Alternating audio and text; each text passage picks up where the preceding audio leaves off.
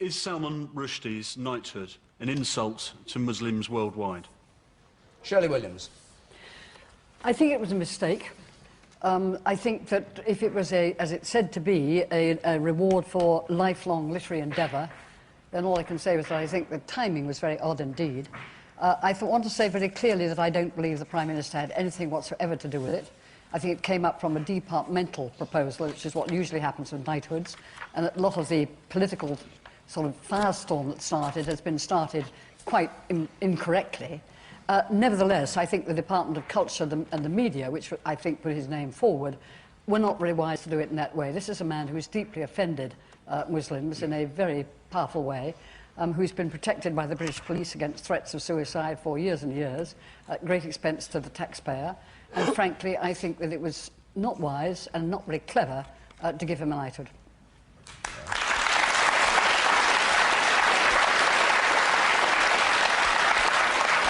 Christopher Hitchens.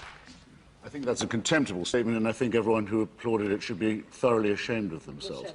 Do you think, really, that it's a waste of time and money defending free expression from suicide murderers? If you do, can you think of a better cause the money should go on?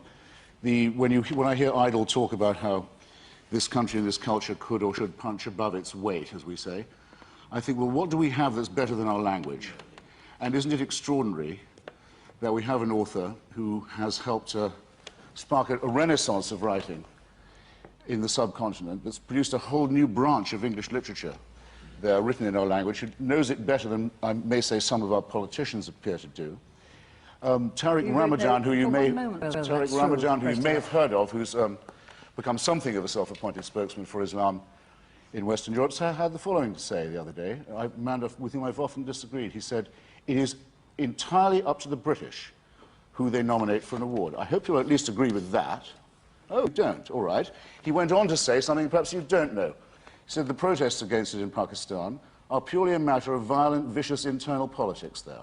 It's part of a jostling for position. People who claim to be offended can by all means do so. It takes a lot to make me cry.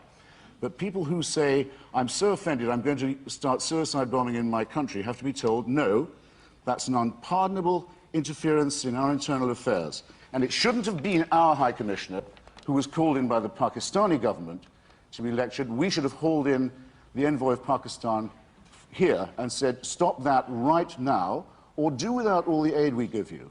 Okay. Do without the protection and alliance that you've prospered from out of our kindness and generosity. Okay. We won't have talk of murder for the writing of novels. And I see that whatever I say, there's a sort of sullen, resentful, boring atmosphere in this room. I don't think so. Maybe if you stop, they might hear.